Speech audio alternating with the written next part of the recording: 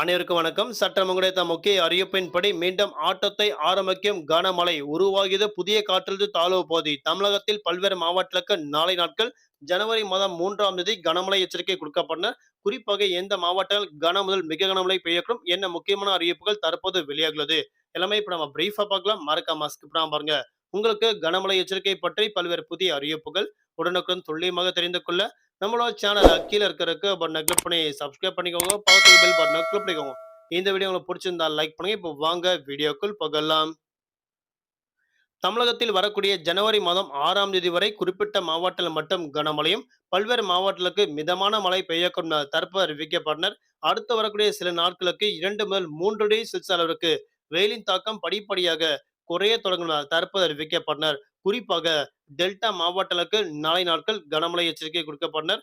அதன்படி நீலகிரி, கோவை, திருப்பூர், தேனி, திண்டுக்கல், தென்காசி, திருநெல்வேலி, கன்னியாகுமரி, தூத்துக்குடி உள்ளிட்ட பல்வேறு மாவட்டங்களுக்கும் கனமழை எச்சரிக்கை கொடுக்கப்பட்டனர்.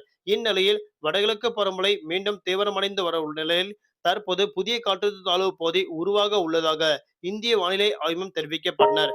இது தென்மேற்கு வங்கடல் பகுதியில் வரக்கூடிய ஜனவரி மாதம் 6ஆம் தேதி காற்றழுத்த தாழ்வு பகுதி உருவாக உள்ளதாகவும் அறிவிக்கப்பட்டனர். இந்த காற்றழுத்த தாழ்வு பகுதியால் டெல்டா மாவட்டங்கள் மற்றும் தென் மாவட்டங்களுக்கு கனமழை எச்சரிக்கை கொடுக்கப்பட்டனர்.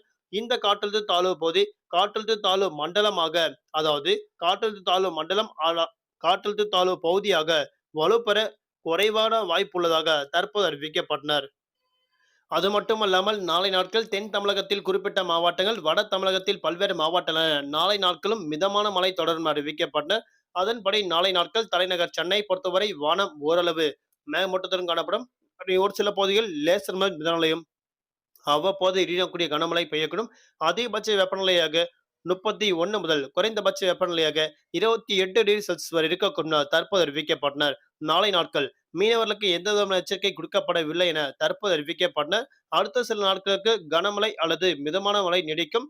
ஆனாலும் அதிகாலை வேளையில் அதிகமாக பனிமூட்டம் காணப்படும் என தற்போது அறிவிக்கப்பட்டனர். தமிழகத்தை பொறுத்தவரை அடுத்த சில நாட்களுக்கு வெயிலின் தாக்கம் படிப்படியாக 2 முதல் 3 டிகிரி செல்சியஸ் அளவுக்கு குறைய தொடங்கும் என தற்போது அறிவிக்கப்பட்டனர். மீண்டும் அடுத்த சந்திப்போம். நன்றி, வணக்கம்.